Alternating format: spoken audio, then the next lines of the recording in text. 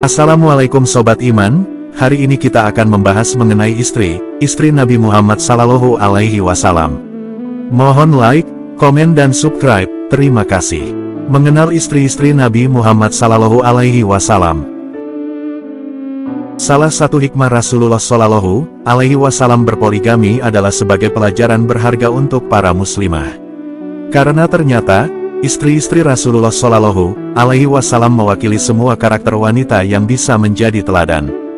Kami akan mempersembahkan kisah-kisah ini untuk Sobat Iman, dengan harapan bisa menjadi amalan jariah untuk kita semua. Amin amin ya robbal alamin. Istri-istri Nabi Muhammad Sallallahu Alaihi Wasallam merupakan para wanita yang mulia, baik dalam kehidupan di dunia maupun di akhirat. Allah memerintahkan Rasulullah untuk berpoligami selain untuk berdakwah, adalah untuk menunjukkan keutamaan-keutamaan sifat para ummul mukminin. Kisah pertama kita mulai dari ibu kita yang mulia Siti Khadijah bintu Khuwailid radhiyallahu anha. Khadijah bintu Khuwailid, istri yang tulus. Khadijah radhiyallahu anha merupakan istri yang amat tulus dalam rumah tangganya bersama Rasulullah Shallallahu Alaihi Wasallam. Khadijah adalah istri yang ikhlas memberikan seluruh hartanya demi menyenangkan suaminya. Ia adalah wanita yang tulus membantu Rasulullah dalam segala perjalanannya. Kehidupan Khadijah radhiyallahu anha sebelum bersama Rasulullah Sallallahu Alaihi Wasallam. Khadijah binti Khuwailid lahir pada sekitar tahun 555 Masehi di Mekah. Ia adalah putri dari Khuwailid bin Asad dan Fatimah binti Zaidah. Seperti sang ayah, Khadijah berprofesi sebagai pedagang. Ia dikenal sebagai pribadi yang cerdas dan agung, serta memiliki pendirian yang teguh dan perangainya luhur. Sebelum bertemu Rasulullah, Khadijah pernah 2 kali menikah. Suami pertamanya adalah Abu Halal al-Nabasi bin Zuhroh. Setelah Abu Halal meninggal, Khadijah dinikahi Atik bin Abdul Mahsumi. Khadijah kembali menjanda setelah Atik bin Abdul Mahsumi meninggal. Sebagai janda kaya yang berbudi luhur, tidak sedikit pemuka kaum Quraisy yang ingin memperistrinya. Namun, pada akhirnya, pilihan Khadijah justru jatuh pada Nabi Muhammad Sallallahu Alaihi Wasallam. Menjadi istri pertama Nabi Muhammad dalam mengurus bisnisnya, Siti Khadijah dikenal sebagai perempuan yang andal, pintar, dan cekatan. Suatu hari, hatinya tertambat pada Nabi Muhammad Sallallahu Alaihi Wasallam, seorang pria sederhana yang terpercaya, jujur, dan memiliki akhlak mulia. Saat itu, Nabi Muhammad belum diangkat oleh Allah menjadi Nabi umat Islam. Siti Khadijah dinikahi oleh Rasulullah ketika telah 2 kali menjanda dan usianya menyentuh 40 tahun. Sementara Rasulullah baru berusia 25 tahun. Dalam sejarah disebut bahwa Khadijah adalah pedagang kaya yang memiliki rombongan dagang yang besar. Untuk itu, ia sering mengupas seseorang untuk ikut dalam rombongan kafilah dagangnya ke berbagai daerah. Suatu ketika, Abu Talib, paman Nabi Muhammad, mendengar bahwa Khadijah sedang mempersiapkan rombongan dagang ke negeri Syam. Abu Talib kemudian menemui Siti Khadijah dan menawarkan agar Muhammad dipercaya untuk bergabung dengan kafilah dagangan tersebut. Setelah disetujui, Nabi Muhammad Sallallahu Alaihi Wasallam membawa dagangan ke Syam dengan didampingi oleh Maisarah, budak Siti Khadijah. Berkat keahlian dan kejujuran Nabi Muhammad, dagangan yang mereka bawa menghasilkan keuntungan besar. Sekembalinya ke Mekah, Maisarah menceritakan tentang kejujuran, amanah, dan kemuliaan akhlak Nabi Muhammad kepada Khadijah. Cerita itu membuat Khadijah jatuh cinta, lalu meminta sahabatnya, Nufaisah binti Munia, untuk menjajaki kemungkinan Nabi Muhammad menjadi suaminya. Dari situlah, berlangsung pernikahan antara Siti Khadijah radhiyallahu anha dan Nabi Muhammad Sallallahu Alaihi Wasallam, yang belum diangkat sebagai Rasul. Nabi Muhammad sendiri memperistri Khadijah bukan karena kekayaan atau status sosialnya, melainkan karena pribadi dan akhlaknya yang mulia. Mendampingi awal kenabian Rasulullah, perbedaan usia yang mencolok tidak menjadi penghalang dalam rumah tangga Khadijah dan Nabi Muhammad Sallallahu Alaihi Wasallam. Kematangan Siti Khadijah pada usia 40 tahun membuat Nabi Muhammad merasa nyaman. Ketika pernikahan mereka berjalan 15 tahun, Nabi Muhammad SAW diangkat menjadi nabi. Siti Khadijah menjadi sosok yang menenangkan hati Nabi Muhammad saat pertama kali menerima wahyu sebagai utusan Allah. Pasalnya, ketika itu, Rasulullah benar-benar dilanda kecemasan yang luar biasa. Siti Khadijah pun menjadi orang pertama yang menerima dan memeluk Islam, sebelum Rasulullah berdakwah di kalangan para sahabat.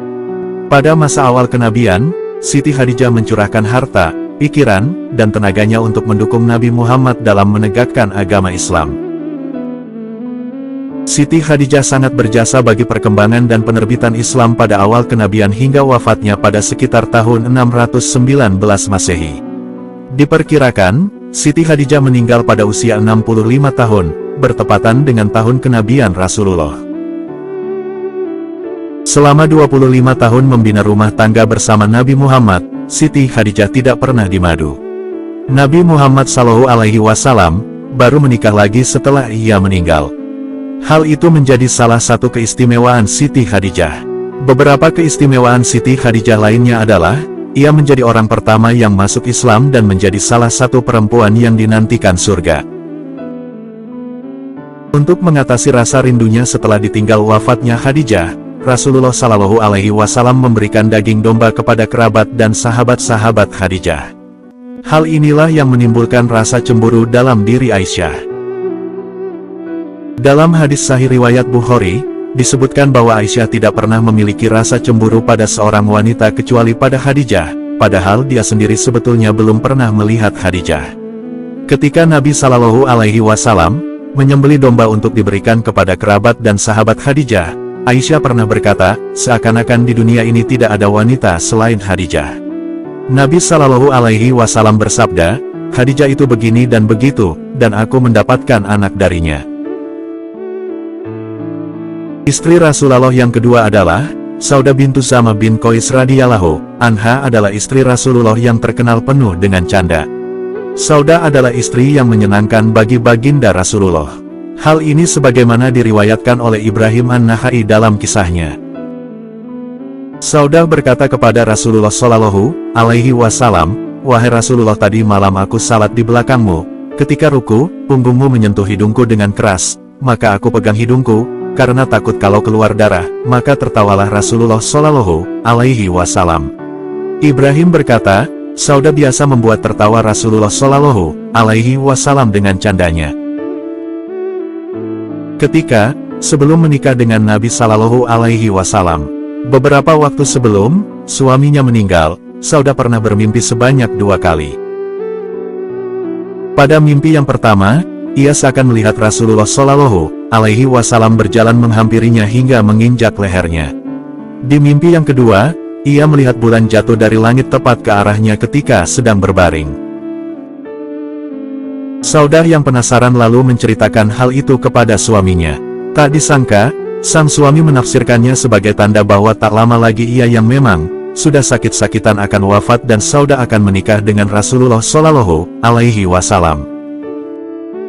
Kisah cinta Rasulullah SAW dan Saudah tidak bisa lepas dari peran seorang sahabiah bernama Khawlah binti Hakim.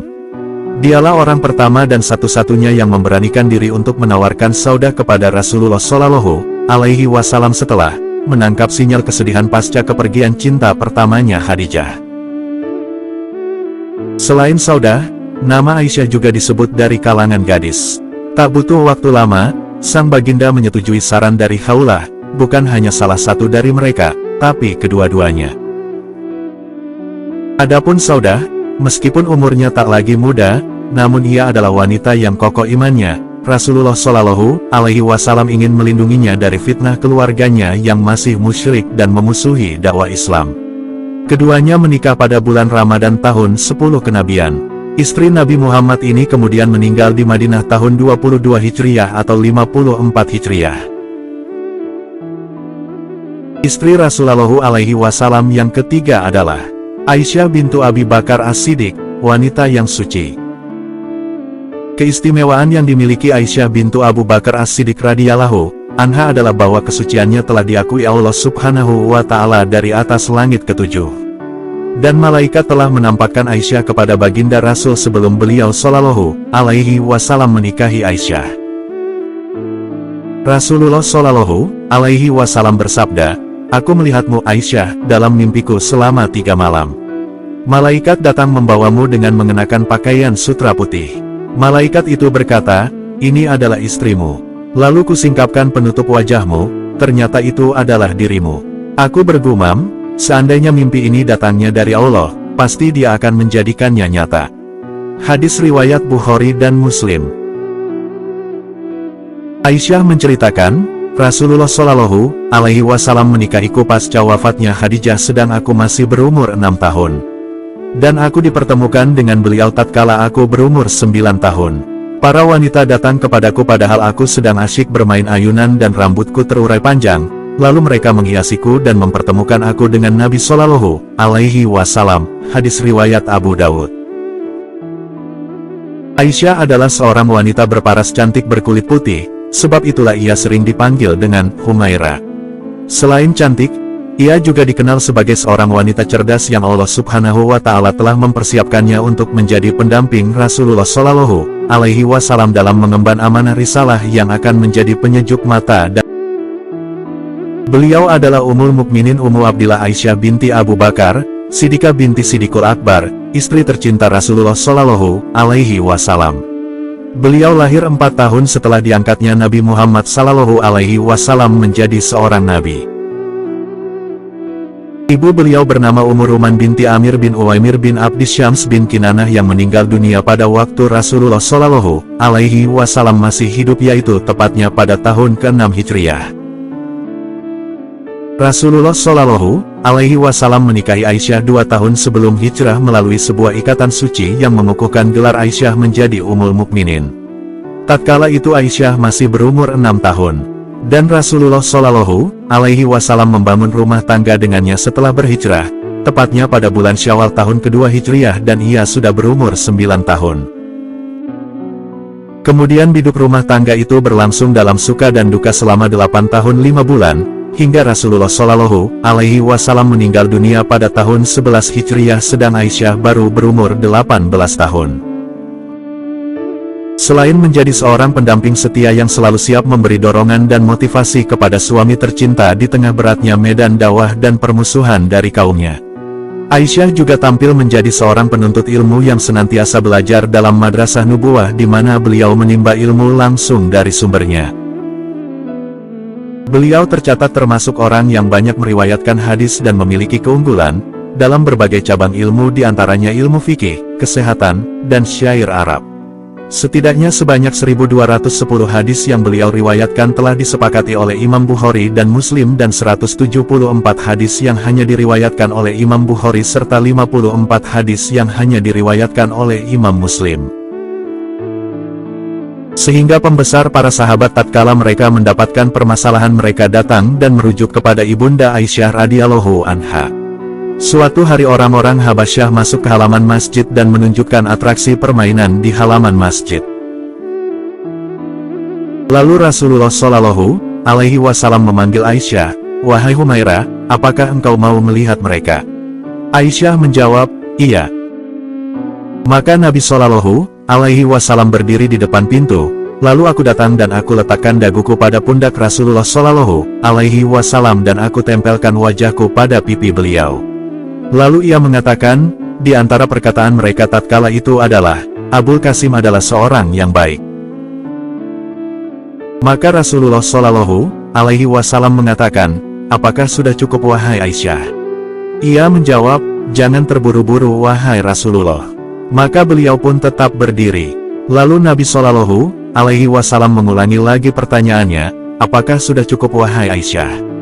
Namun, Aisyah tetap menjawab, "Jangan terburu-buru wahai Rasulullah Shallallahu Alaihi Wasallam." Aisyah mengatakan, "Sebenarnya bukan karena aku senang melihat permainan mereka, tetapi aku hanya ingin memperlihatkan kepada para wanita bagaimana kedudukan Nabi Shallallahu Alaihi Wasallam terhadapku dan kedudukanku terhadapnya." Hadis riwayat An-Nasai. Aisyah bercerita, suatu waktu Rasulullah Shallallahu Alaihi Wasallam datang untuk menemuiku sedang aku tengah bermain-main dengan gadis-gadis kecil. Lalu Rasulullah Shallallahu Alaihi Wasallam bertanya kepadaku, "Apa ini wahai Aisyah?" Lalu aku katakan, "Itu adalah kuda Nabi Sulaiman yang memiliki sayap." Maka Nabi Shallallahu Alaihi Wasallam pun tertawa. Hadis riwayat Ibnu Sa'ad. Aisyah bercerita, Nabi Shallallahu Alaihi Wasallam berlari dan mendahuluiku, namun aku mengejarnya hingga aku mendahuluinya. Tetapi, tatkala badanku gemuk, Nabi Shallallahu Alaihi Wasallam mengajak lomba lari lagi, namun beliau mendahului. Kemudian beliau mengatakan, "Wahai Aisyah, ini adalah balasan atas kekalahanku yang dahulu." Hadis riwayat Tabrani. Aisyah meninggal dunia di rumahnya di Madinah pada tanggal 17 Ramadan 58 Hijriah, tanggal 16 Juli tahun 678 Masehi. Pada saat itu ia berusia 67 tahun. Sahabat Nabi, Abu Hurairah memimpin penguburannya setelah salat tahajud dan ia dikuburkan di Jannat Al-Baqi. Inilah sedikit kisah dari Aisyah radhiyallahu anha, istri yang sangat mendukung Rasulullah Shallallahu Alaihi Wasallam. Istri Rasulullah Shallallahu Alaihi Wasallam yang keempat, Zainab bintu Huzaimah, wanita yang dermawan. Zainab bintu Huzaimah radhiyallahu anha terkenal dengan kedermawanan yang ia miliki, sehingga ia mendapatkan gelar sebagai Ummul Masakin, ibunya orang-orang miskin. Beliau berasal dari bangsa Quraisy dan merupakan janda dari seorang pahlawan pada masa terjadinya Perang Uhud yang bernama Nabi Shallallahu Alaihi Wasallam menikahi Zainab bin Huzaimah al-Hilaliyah. Sebelumnya ia menikah dengan Abdullah bin Jahsy. Lalu, Abdullah meninggal dunia saat Perang Uhud. Kemudian Zainab dinikahi oleh Nabi Shallallahu Alaihi Wasallam pada tahun 3 Hijriah. Ia digelari dengan Ummul Masakin, ibunda kaum miskin, sejak masa jahiliyah hingga masa Islam karena semangatnya beliau membantu, berbuat baik, dan memberi makan orang miskin. Ia hanya menikah dengan Nabi Shallallahu Alaihi Wasallam selama 2 atau 3 bulan kemudian meninggal dunia. Jadi, Zainab binti Huzaimah adalah di antara istri Nabi Shallallahu Alaihi Wasallam selain Khadijah yang meninggal dunia ketika Nabi Shallallahu Alaihi Wasallam masih hidup. Ia meninggal dunia ketika usianya sekitar 30 tahun. Nabi Shallallahu Alaihi Wasallam menyolatkannya dan menguburnya di pemakaman Baqi. Istri Rasulullah Alaihi Wasallam yang kelima, Hafsah bintu Umar bin Khattab, sang ahli ibadah. Hafsah bintu Umar bin Khattab radhiyallahu anhuma juga terkenal sebagai ahli ibadah, sehingga dia disebut sebagai sawamah, wanita rajin puasa, dan kawamah, wanita rajin salat malam. Beliau pernah mengemban amanah yang luar biasa, menjaga mushaf yang telah ditulis di zaman Abu Bakar dan Umar. Karena Hafsah terkenal dengan hafalan Qur'annya, Hafsah adalah putri Umar Abu Hafs, Amirul Mukminin. Nama lengkap dengan nasabnya adalah Hafsah binti Umar bin Al-Khattab bin Nufail bin Abdil Uzza bin Rabah bin Abdillah bin Qurt bin Razah bin Adi bin Ka'ab bin Lui bin Galib Al-Qurashi Al-Adawi. Ibunya adalah Zainab binti Mazun bin Hubaib bin Wah bin Huzafah bin Juma. Ibunya adalah saudara dari Utsman bin Mazun. Ia lahir 5 tahun sebelum Nabi Shallallahu Alaihi Wasallam diangkat menjadi nabi dan dibangun Ka'bah. Umar radhiyallahu anhu turut berduka bagi putrinya yang masih muda dan harus menjada dalam usia 18 tahun. Umar radhiyallahu anhu merasa terpukul melihat status janda yang harus disandang oleh putrinya. Status janda yang menguras hidupnya dan melilit masa remajanya. Ayahnya Umar berusaha untuk menawarkan putrinya kepada Abu Bakar dan Utsman bin Affan. Keduanya enggan karena tahu Rasulullah Shallallahu Alaihi Wasallam yang mau maju melamarnya. Akhirnya, Rasulullah Shallallahu Alaihi Wasallam menikahi Hafsah pada tahun 3 Hijriah, sebelum Perang Uhud dengan mahar sebesar 400 dirham. Saat itu pula, Utsman menikahi Ummu Kulsum setelah meninggalnya Ruqayyah yang menjadi istri Utsman sebelumnya. Setelah Umar menikahkan Hafsah, Abu Bakar menemuinya dan menyampaikan alasan dengan mengatakan, "Jangan kesal kepadaku, karena Rasulullah Shallallahu Alaihi Wasallam telah menyebut nama Hafsah. Aku tidak mau mengungkapkan rahasia beliau, dan seandainya beliau meninggalkannya, niscaya aku menikahinya." Hadis riwayat Bukhari. Ia sangat mencintai Nabi Shallallahu Alaihi Wasallam. Buktinya adalah Hafsah selalu mencari ridha Rasulullah Shallallahu alaihi wasallam dan menjalankan apa yang ia inginkan, juga menjauhi apa yang beliau benci. Hafsah tidak pernah surut dalam upaya membahagiakan dan menggembirakan beliau. Setiap saat yang ia lalui di samping Nabi Shallallahu Alaihi Wasallam selalu ia manfaatkan untuk semakin mendekat dan mendekat lagi kepada Allah. Ia mempelajari semua bentuk ketaatan dari Nabi Shallallahu Alaihi Wasallam yang mendekatkannya kepada Allah. Seperti itulah kehidupan suami istri yang mewujudkan kebahagiaan yang selalu menyeruak di rumah mereka. Apa yang dijalankan Hafsah ini ingin merealisasikan hadis berikut ini. Dari Abu Hurairah radhiyallahu anhu, dia berkata, pernah ditanyakan kepada Rasulullah Shallallahu Alaihi Wasallam, siapakah wanita yang paling baik? Jawab beliau, yaitu yang paling menyenangkan jika dilihat suaminya, mentaati suami, jika diperintah, dan tidak menyelisihi suami pada diri dan hartanya sehingga membuat suami benci. Hadis riwayat An-Nasai. Hafsah dikenal sangat cerdas, karena ia diajarkan khusus oleh Nabi Shallallahu Alaihi Wasallam, sampai ia mahir dalam kitabah penulisan karena diajarkan oleh Asisifah binti Abdillah. Di antara bukti kecerdasan Hafsah pula dapat dilihat dari peristiwa berikut. Hafsah pernah mendengar Nabi Shallallahu Alaihi Wasallam menyatakan, aku berharap tidak ada seorang pun yang masuk neraka dengan kehendak Allah bagi yang menghadiri perang Badar dan menghadiri Hudaibiyah. Kalimat tersebut terasa aneh oleh Hafsah karena seolah-olah bertentangan dengan ayat Al-Quran yang artinya, dan tidak ada seorang pun daripadamu, melainkan mendatangi neraka itu. Hal itu bagi Tuhanmu adalah suatu kemestian yang sudah ditetapkan.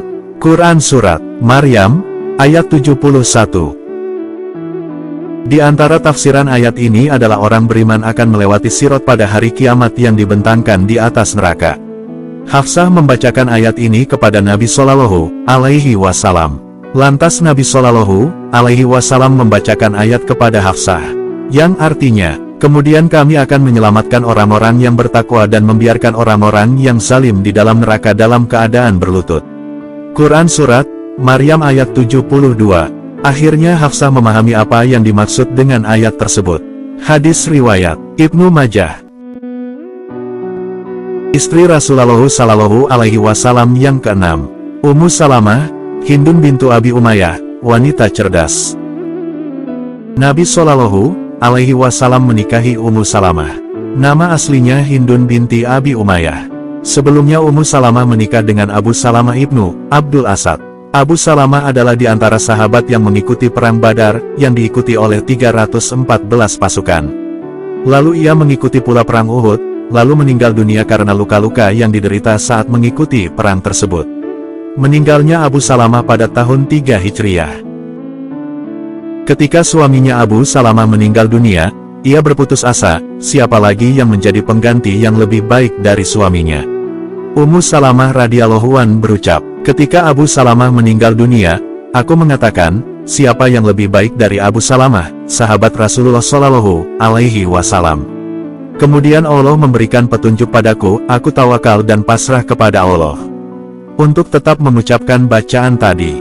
Ummu Salamah pun berkata, Rasulullah Shallallahu Alaihi Wasallam pun akhirnya menjadi suamiku. Hadis riwayat Muslim. Nabi Shallallahu Alaihi Wasallam menikahi Ummu Salamah pada tahun 4 Hijriah. Ummu Salamah adalah istri Nabi Shallallahu Alaihi Wasallam yang meninggal dunia paling terakhir, yaitu pada tahun 61 Hijriah, sebagaimana pendapat jumhur ulama, ketika santer berita meninggalnya Al-Husain bin Ali. Ada juga ulama yang mengatakan bahwa yang meninggal dunia paling terakhir adalah Maimunah. Ummu Salamah memiliki 3 anak dari pernikahannya dengan Abu Salamah, yaitu Salamah, Umar dan Zainab. Istri Rasulullah Alaihi Wasallam yang ketujuh, Zainab bintu Jahsy adalah mantan istri Zahid, anak angkat Rasulullah. Pada saat itu, Rasulullah ingin menunjukkan bahwa diperbolehkan menikahi mantan istri anak angkat. Hal ini berdasarkan perintah Allah Subhanahu wa Ta'ala dalam Al-Quran. Zainab menampakkan dirinya dengan mengatakan, kalian dinikahkan oleh orang tua kalian, sementara aku dinikahkan oleh Allah dari atas langit yang ketujuh. Hadis riwayat Bukhari. Itulah yang amat Zainab banggakan di depan istri lainnya. Zainab binti Jahsy sangat terkenal dengan banyaknya ibadah beliau. Sampai-sampai Aisyah radhiyallahu anha mengatakan bahwa ia tidak pernah melihat wanita yang sangat baik agamanya, paling bertakwa kepada Allah, paling jujur perkataannya dan paling penyayang selain Zainab binti Jahsy. Zainab binti Jahsy radhiyallahu anha sangat terkenal warok. Ketika Zainab ditanya tentang Aisyah mengenai fitnahan selingkuh, Zainab menjawab, "Wahai Rasulullah, aku menjaga pendengaran dan penglihatanku. Demi Allah, yang aku tahu dia hanyalah baik." Hadis riwayat Bukhari dan Muslim. Tak hanya itu, saking dermawannya Zainab binti Jahsy, semasa hidup Rasulullah memberikan julukan bagi istrinya itu sebagai orang yang panjang tangan. Artinya, tangan dan jantung sangat mudah tergerak untuk memberi. Zainab binti Jahsy wafat di Madinah saat usia 53 tahun. Beliau merupakan istri Rasulullah yang paling pertama wafat setelah kematian Nabi Muhammad SAW. Kemudian Zainab radhiyallahu anha dimakamkan di Baqi. Istri Rasulullah SAW yang ke-8, Juwairiyah bintu Al-Harits, wanita pembawa berkah. Juwairiyah bintu Al-Harits radhiyallahu anha dianggap sebagai wanita yang paling berkah bagi kaumnya. Karena setelah pernikahannya dengan Rasulullah SAW, banyak sahabat Nabi SAW yang membebaskan budak mereka yang berasal dari Bani Mustalik. Suatu saat Juwairiyah hampir menjadi budak Sabit bin Qais. Namun Sabit membebaskannya dengan syarat membayar sejumlah uang. Juwairiyah pun mendatangi Nabi Muhammad SAW untuk meminta bantuan. Nabi Muhammad pun membantunya dan menikahinya dengan mahar pembebasan dirinya dari status budak. Setelah beredar kabar bahwa Juwairiyah dinikahi oleh Rasulullah, banyak sahabat membebaskan tawanan dari Bani Mustalik sebagai bentuk penghormatan. Karena peristiwa inilah, Juwairiyah dianggap wanita yang paling berkah bagi kaumnya. Dalam kitab Al-Istiab dan kitab Al-Isyabah disebutkan bahwa Nabi Muhammad SAW menawan Juwairiyah dan beliau berniat menikahinya. Kemudian ayahnya datang dan berkata, "Hai Muhammad, kamu memang berhasil menawan putriku. Ini kuberikan tebusannya kepadamu agar dia bebas kembali. Putriku tidak layak dijadikan tawanan. Biarkan dia pergi." Nabi Muhammad SAW bersabda, "Bagaimana pendapatmu jika kupersilakan dia untuk memilih? Bukankah itu lebih baik?" Harits menjawab, "Baiklah." Harits mendatangi Juwairiyah dan menyampaikan dua pilihan kepadanya. Ayahnya berkata, "Sesungguhnya pria itu memberimu pilihan. Pilihlah dan jangan membuat kami malu." Juwairiyah menjawab, "Aku memilih Allah dan Rasul-Nya." Ayahnya berkata, "Sesungguhnya kamu telah membuat kami malu dan terhina." Diceritakan pula bahwa ayah Juwairiyah telah menyembunyikan dua unta betina di antara unta-unta jantan untuk menebus putrinya. Dia menyembunyikannya di Syab, Makkah.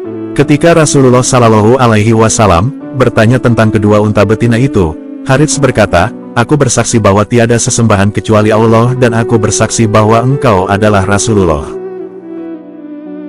Demi Allah, tidak ada yang memberitahukan perbuatanku itu kepadamu, kecuali Allah." Harits langsung masuk Islam. Dua orang anak laki-lakinya juga masuk Islam dan diikuti oleh kaumnya. Kemudian Rasulullah SAW melamar Juwairiyah dan Harits menikahkan beliau dengan putrinya. Rasulullah SAW memberikan mahar sebanyak 400 dirham untuk Juwairiyah. Al-Baihaqi juga meriwayatkan dengan sanadnya, dari Juwairiyah, dia berkata, "Aku bermimpi pada 3 hari sebelum datangnya Nabi Muhammad SAW. Aku melihat bulan seolah-olah berjalan dari Yasrib lalu jatuh di kamarku. Aku tidak mau memberitahukan mimpi itu kepada siapapun hingga datangnya Rasulullah SAW. Ketika aku ditawan, aku mengharapkan mimpi itu menjadi nyata. Rasulullah SAW memerdekakan aku dan menikahi aku."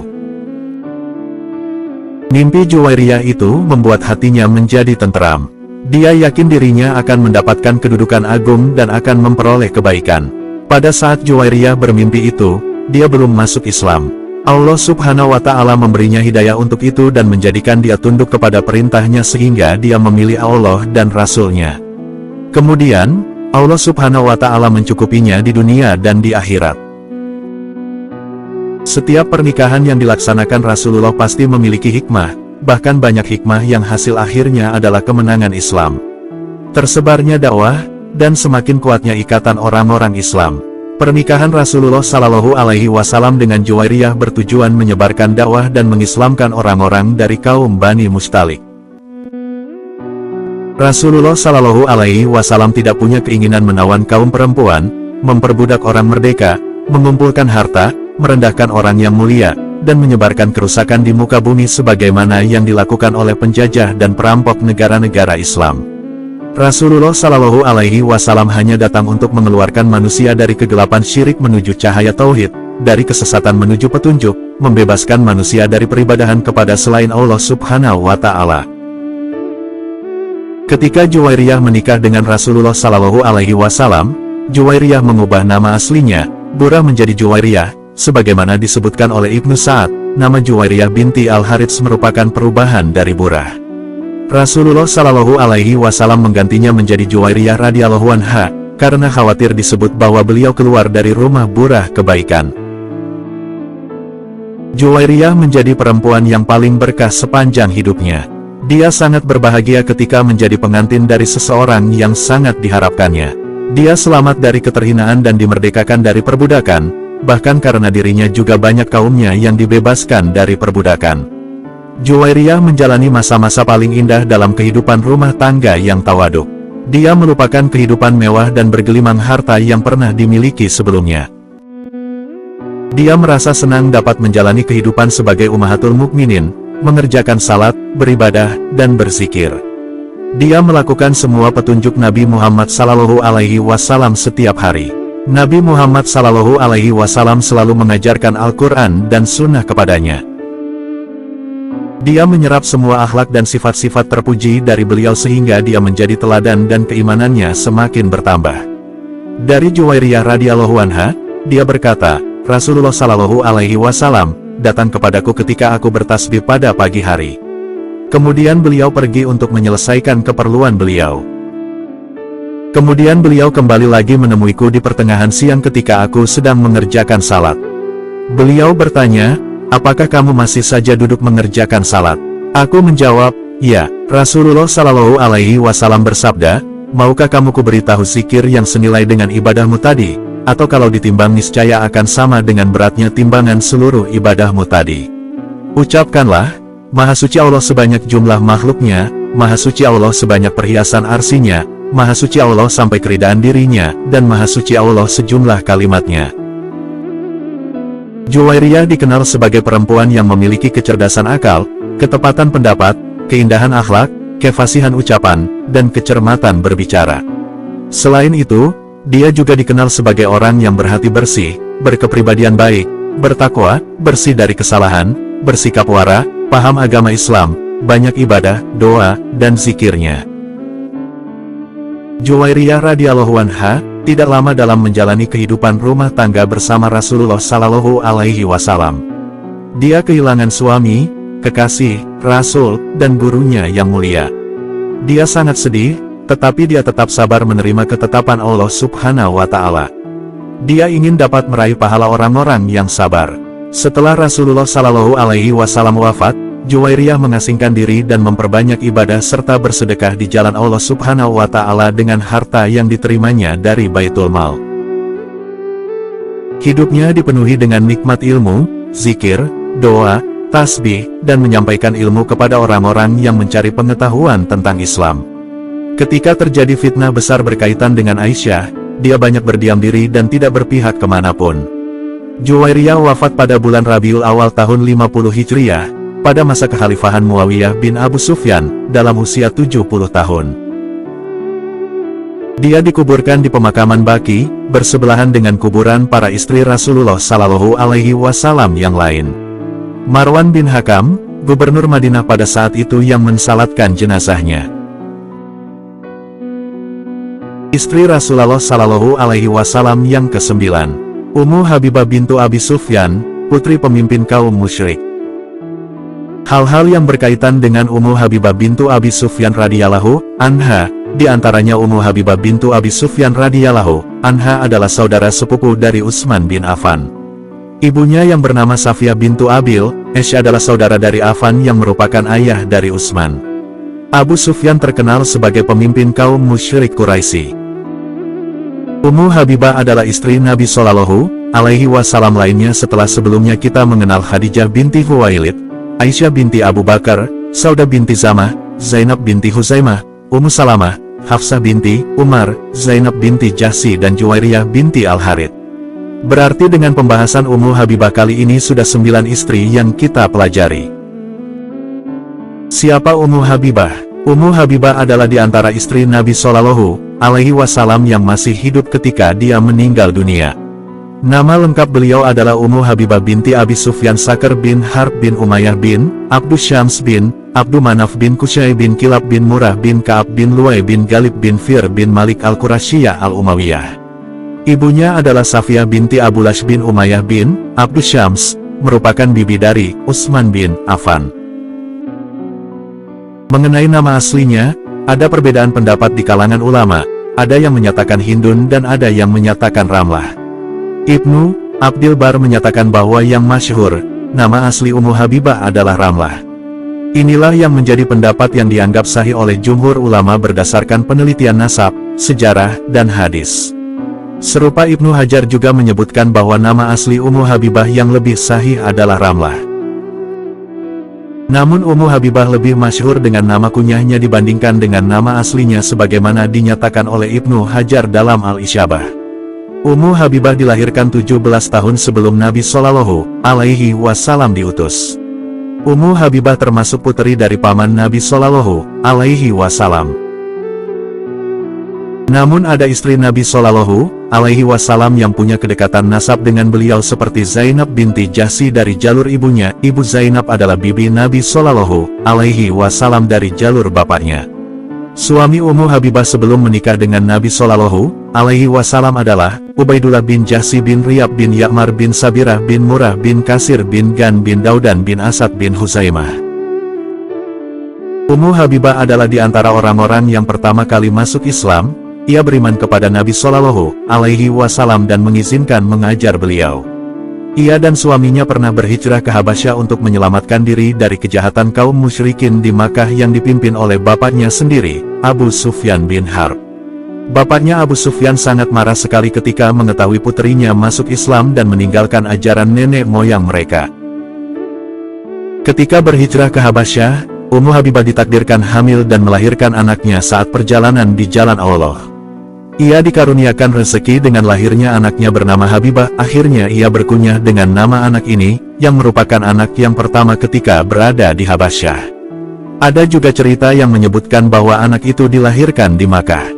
Ketika di Habasyah suami, Ubaidullah murtad, masuk Nasrani dan ingin mengajak istrinya pula untuk memeluk ajaran Nasrani. Namun ajakan itu tidak berhasil. Suaminya pun mati dalam keadaan Nasrani dalam keadaan sebelumnya mabuk karena minum khamar. Akhirnya Ummu Habibah hidup seorang diri bersama putrinya, Habibah, sampai Rasulullah Shallallahu Alaihi Wasallam mengutus Amr bin Umayyah ad-Damri kepada Raja Najasyi agar meminta kepada raja tersebut untuk menikahkan Ummu Habibah dengan Rasulullah Shallallahu Alaihi Wasallam. Yang menjadi wali nikahnya adalah putra dari pamannya yaitu Khalid bin Said bin Al-Ash bin Umayyah. Demikian pendapat yang terkuat. Sedangkan Raja Najasyi mewakili Rasulullah Shallallahu Alaihi Wasallam. Mengenai akad nikahnya, ada yang menyatakan berlangsung di Madinah setelah Ummu Habibah pulang dari Habasyah, ada pula yang menyatakan di Habasyah. Maharnya ketika itu adalah 400 dinar, kalau dirupiahkan saat ini sekitar 800 juta rupiah. Dari istri-istri Nabi Shallallahu Alaihi Wasallam yang maharnya paling mahal adalah Ummu Habibah. Pernikahan beliau yang paling jauh tempatnya adalah dengan Ummu Habibah. Pernikahan tersebut berlangsung pada tahun 6 Hijriah. Sedangkan Rasulullah Shallallahu Alaihi Wasallam menggalangnya baru pada tahun 7 Hijriah.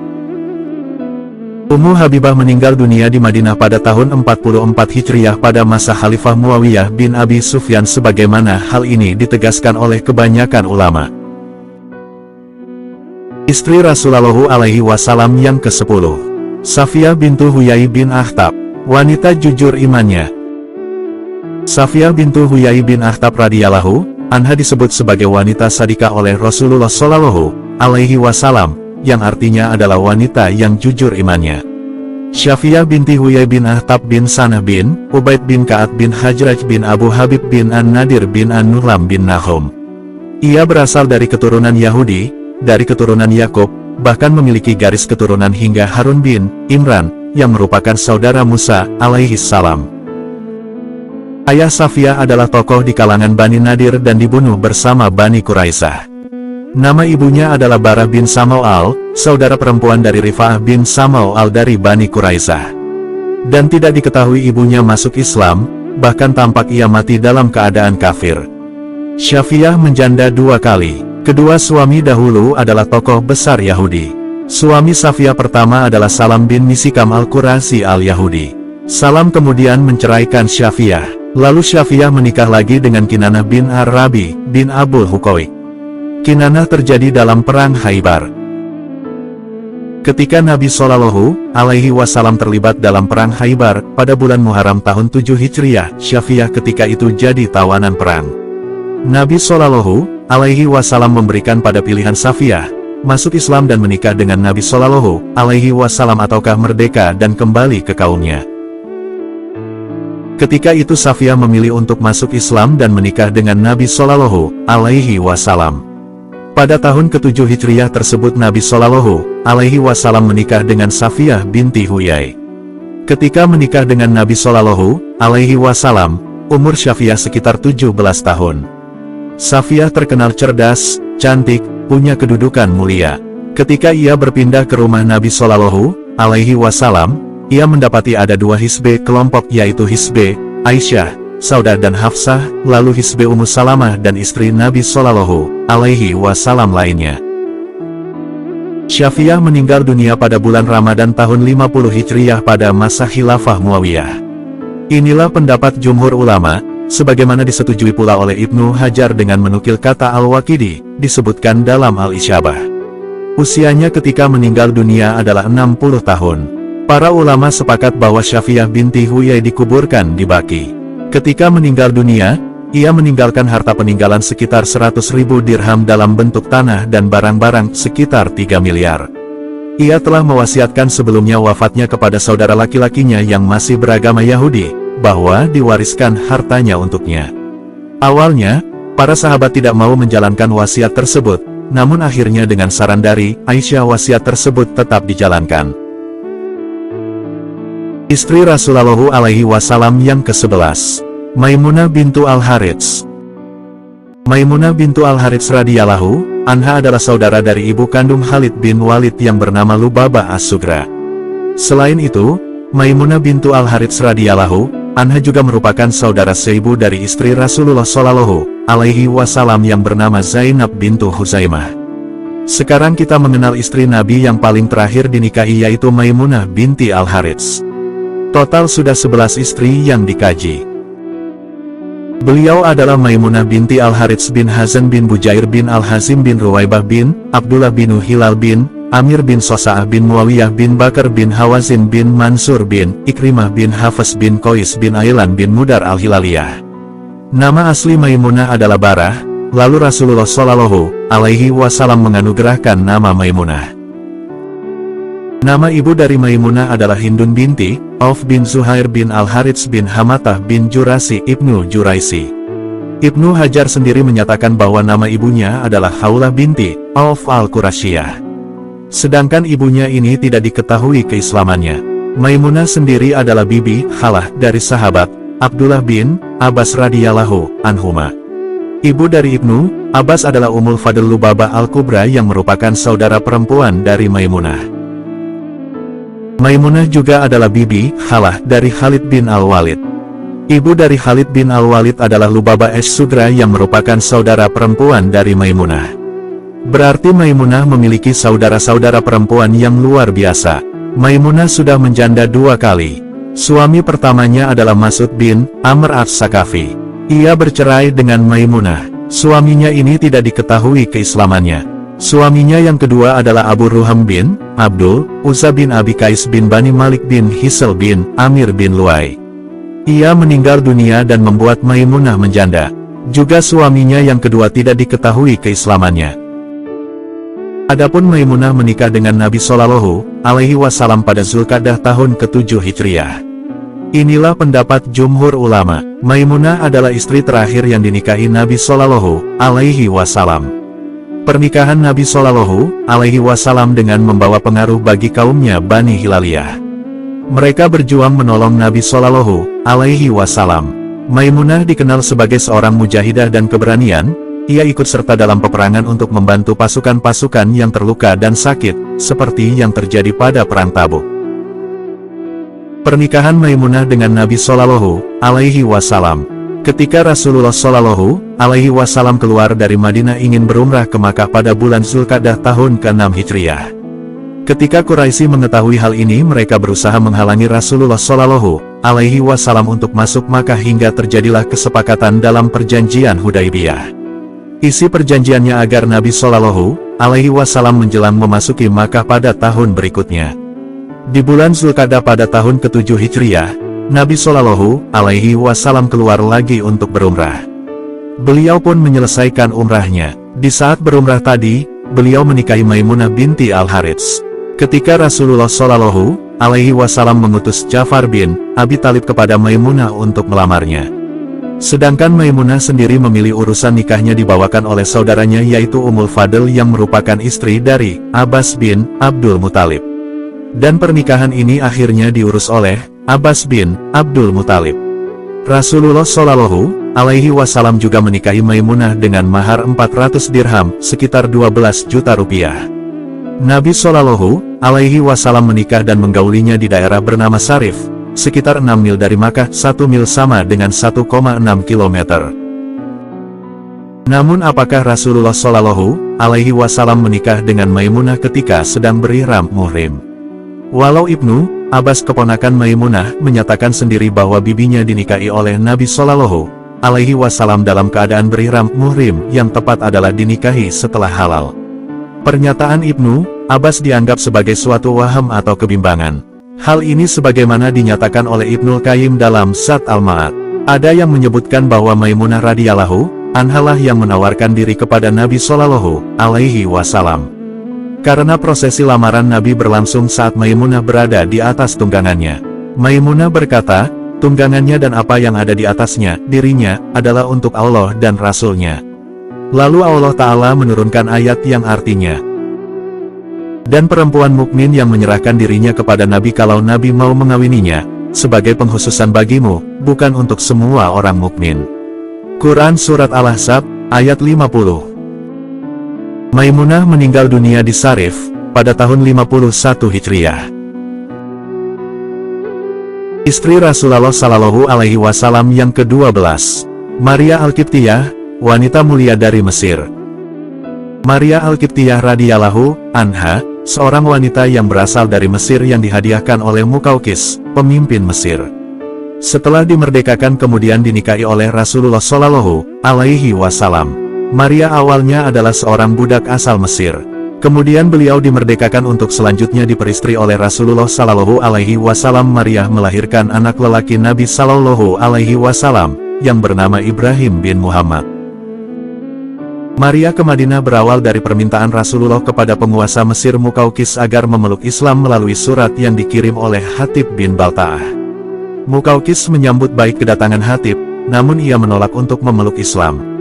Meskipun menolak tawaran Rasulullah Shallallahu Alaihi Wasallam, Muqawqis menghadiahkan puluhan pasang pakaian produk Mesir, keledai lengkap dengan pelana, minyak kasturi, hingga budak perempuan.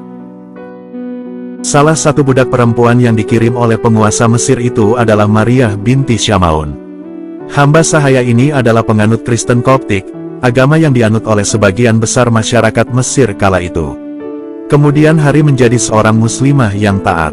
Maria merasa sedih ketika meninggalkan Mesir. Hatib yang menemani perjalanan ke Madinah menghibur budak perempuan kiriman penguasa Mesir. Hatib juga menceritakan tentang Rasulullah Shallallahu Alaihi Wasallam dan Islam. Kemudian dia mengajaknya untuk memeluk Islam. Akhirnya, Maria bersama dua budak lainnya memeluk Islam. Setibanya Hatib di Madinah, Rasulullah mengetahui penolakan Muqawqis untuk memeluk Islam. Rasulullah Shallallahu Alaihi Wasallam juga menerima hadiah dari penguasa Mesir itu, termasuk budak yang dikirimkannya. Rasulullah mengambil Maria Al-Qibtiyah. Sementara budak lainnya seperti Sirin bin Syamaun diserahkan kepada sahabat Hasan bin Sabit. Di kemudian hari Rasulullah Shallallahu Alaihi Wasallam memerdekakan Maria dan menjadikan wanita berparas cantik, berkulit putih, dan berwawasan luas ini sebagai istrinya. Pernikahannya dengan Maria melahirkan putra bernama Ibrahim bin Muhammad. Namun, putra terakhir Rasulullah Shallallahu Alaihi Wasallam itu meninggal di usianya yang masih belia. Kehadiran Maria sempat membuat istri Rasulullah Shallallahu Alaihi Wasallam lainnya cemburu, seperti Aisyah binti Abu Bakar dan Hafsah.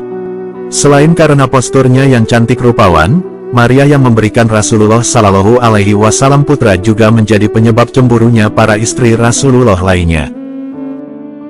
Istri Rasulullah Shallallahu Alaihi Wasallam, Aisyah mengungkapkan kecemburuannya. Ia berkata, "Aku tidak pernah merasa cemburu kepada wanita kecuali kepada Maria, karena ia berparas cantik dan Rasulullah Shallallahu Alaihi Wasallam tertarik kepadanya." Ketika ia pertama kali datang ke Madinah, Rasulullah menitipkan Maria di rumah Haritsah bin Nu'man. Beliau sering mendatangi Maria siang dan malam. "Aku merasa sedih. Oleh karenanya, Rasul memindahkan Maria ke kamar atas rumah kami. Tetapi beliau tetap sering mengunjunginya. Itu sangat menyakitkan bagi kami." Untuk mendapatkan ridha Sayyidah Hafsah, Nabi kemudian bersumpah mengharamkan Sayyidah Maria untuk dirinya selama 1 hari. Namun tidak berselang lama, Allah membatalkan sumpah Nabi Muhammad itu dengan turunnya Quran Surah At-Tahrim ayat 2, yang artinya, sungguh, Allah telah mewajibkan kepadamu membebaskan diri dari sumpahmu, dan Allah adalah pelindungmu dan Dia Maha Mengetahui, Maha Bijaksana. Setelah Rasulullah Shallallahu Alaihi Wasallam meninggal, Maria banyak menyibukkan diri beribadah kepada Allah Subhanahu wa Ta'ala di dalam rumah. Maria jarang keluar rumah kecuali ia berziarah ke makam Rasulullah Shallallahu Alaihi Wasallam dan Ibrahim yang merupakan putranya. Ia juga hanya keluar untuk mengunjungi saudaranya, Sirin. Maria wafat 5 tahun setelah meninggalnya Rasulullah Shallallahu Alaihi Wasallam di masa pemerintahan Khalifah Umar bin Khattab. Sayyidina Umar sendiri yang mengimami salat jenazahnya istri Rasulullah Shallallahu Alaihi Wasallam ini. Maria kemudian dimakamkan di Baqi. Dalam hal ini, dapat diambil pelajaran bahwa Islam tidak membedakan status sosial, suku, warna kulit dan seterusnya. Sikap teladan Nabi Muhammad kepada istri-istrinya, seperti tertuang dalam Quran Surat Al-Ahzab, ayat 21 yang berbunyi, "Sesungguhnya telah ada dalam diri Rasulullah suri tauladan yang baik." Perilaku baik Rasulullah kepada istrinya yang patut dijadikan contoh, utamanya untuk bapak-bapak, antara lain. 1. Menghibur istrinya yang sedih. Rasulullah selalu mendengarkan cerita istrinya, menghibur istrinya yang sedih dengan menghapuskan air mata istrinya dan menggantinya dengan senyuman. Teladan ini dapat diilhami dari kisah istri Nabi Muhammad. Safiyah, beliau diejek sebagai wanita Yahudi, karena lahir dari seorang pemimpin Yahudi. Hati Safiyah sedih mendengarnya dan mengadu kepada Rasulullah. Beliau tidak tinggal diam. Dalam buku berjudul Rasulullah Teladan untuk Semesta Alam, Raghib As-Sirjani, 2011 menceritakan bagaimana Rasul menghibur istrinya. Beliau berkata, "Sesungguhnya engkau, Safiyah, adalah putri seorang nabi, pamanmu adalah seorang nabi, dan engkau pun berada di bawah naungan nabi. Maka apakah yang ia banggakan atas dirimu?" 2. Romantis. Menjadi nabi sekaligus Rasul, tidak menghalangi Nabi Muhammad untuk bersikap romantis kepada istrinya. Kisah romantis Nabi Muhammad terhadap istrinya, sebagaimana dengan riwayat Sayyidah Aisyah, bahwa Rasul seringkali menemani istrinya berjalan-jalan dan berbincang-bincang. Beliau juga tidak sungkan untuk berbagi makanan, minuman, dan wadah yang sama dengan istrinya. 3. Melibatkan istri dalam kejadian penting. Tidak hanya mendengarkan keluh kesah istrinya, Rasulullah juga sering bercerita mengenai masalah yang tengah dihadapi pada istrinya. Lewat sikap ini, Rasulullah membuka jalan bagi istrinya untuk terlibat dalam diskusi. Istri Rasulullah, Sayyidah Ummu Salamah, yang terkenal dengan kecerdasannya, membantu Rasul menyimpulkan solusi atas masalah yang dihadapi. 4. Menghargai dan mendengarkan pendapat istri. Nabi Muhammad menunjukkan sikap yang sangat menghargai pendapat istri-istrinya dalam berbagai hal. Beliau tidak hanya sebagai seorang pemimpin umat, tetapi juga sebagai seorang suami yang bijaksana. Dalam banyak kesempatan, Nabi Muhammad meminta masukan atau pendapat dari istri-istrinya, baik dalam urusan rumah tangga sehari-hari maupun dalam keputusan-keputusan besar yang berhubungan dengan dakwah dan kepemimpinan. Misalnya, ketika Nabi hendak membuat keputusan penting, beliau tidak ragu untuk mendiskusikan hal tersebut dengan istri-istrinya, bahkan mendengarkan pendapat mereka dengan penuh perhatian. Ini menunjukkan bahwa dalam keluarga, Nabi Muhammad menganggap istri sebagai mitra yang setara, yang memiliki hak untuk menyampaikan pendapat dan memberikan saran. Sikap adil dan tidak membedakan. Nabi Muhammad juga dikenal sangat adil dalam memperlakukan istri-istrinya. Beliau memastikan bahwa setiap istri mendapatkan perhatian yang sama, baik dari segi fisik, emosional, maupun material. Nabi tidak membeda-bedakan perlakuannya, meskipun beliau memiliki lebih dari satu istri. Semua istri beliau diperlakukan dengan hormat dan diberikan hak-hak mereka secara adil. Contohnya, Nabi Muhammad selalu berusaha untuk memenuhi kebutuhan setiap istri dengan cara yang sama. Beliau memberi waktu yang cukup untuk masing-masing istri dan menjaga keseimbangan dalam hal perhatian serta kasih sayang. Tidak ada istri yang merasa diabaikan atau lebih diutamakan daripada yang lain. Itulah pembahasan mengenai wanita-wanita istimewa yang menjadi istri Nabi Muhammad Sallallahu Alaihi Wasallam. Semoga informasinya bermanfaat dan agar kita lebih mengenal keluarga Nabi Muhammad Sallallahu Alaihi Wasallam. Demikian, bila ada kesalahan mohon maaf. Terima kasih. Wassalamualaikum.